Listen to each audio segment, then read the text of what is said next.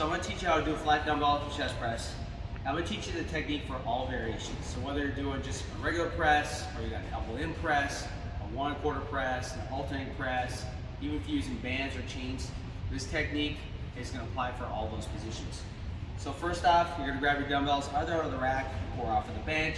So I'm going to grab these guys. What you want to do is you want to step in front of the bench. You want to put the weights on your thighs near your knee.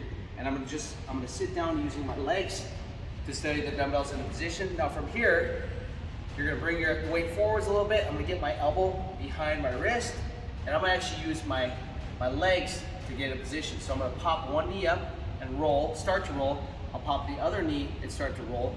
And the reason you want to learn how to do this is going to allow you to handle very heavy weight on your own without a spotter.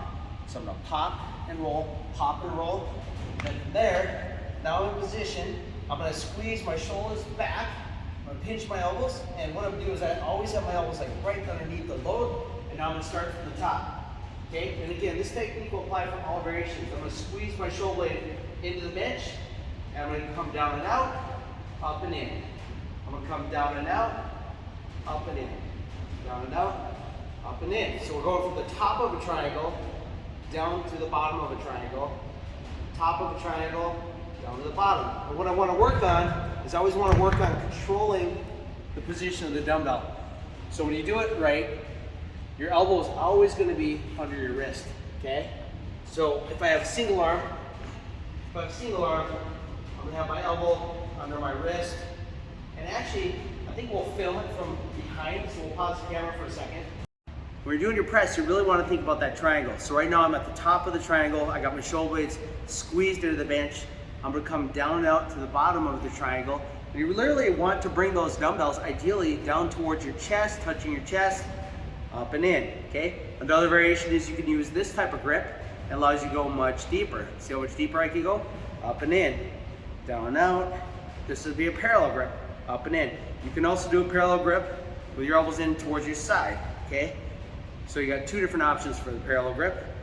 But back here, and we're always trying to keep our elbow underneath the load, okay? I don't want my elbow in front of the load. I don't want my elbow behind the load. The elbow is always underneath the load, okay? And you also have the one arm position like this. You have the quarter out of the bottom, up and in. So you have all these different variations. Now what I've done, I'm gonna pop up. I always want to make sure I finish my rep at the top. You're gonna pop a knee up, and what you're gonna do is you're gonna basically bring the dumbbell to the top of the knee, and you're just gonna roll forwards. So I just push into it a little bit, one more time, come down a little bit, and I just push, and you can roll right up. Another concept that we teach when we teach people how to do dumbbell presses is we really want to kind of have chest up position. So when I'm down here, I'm going to pop up that chest a little bit. And I'm really going to focus on squeezing those shoulder blades together.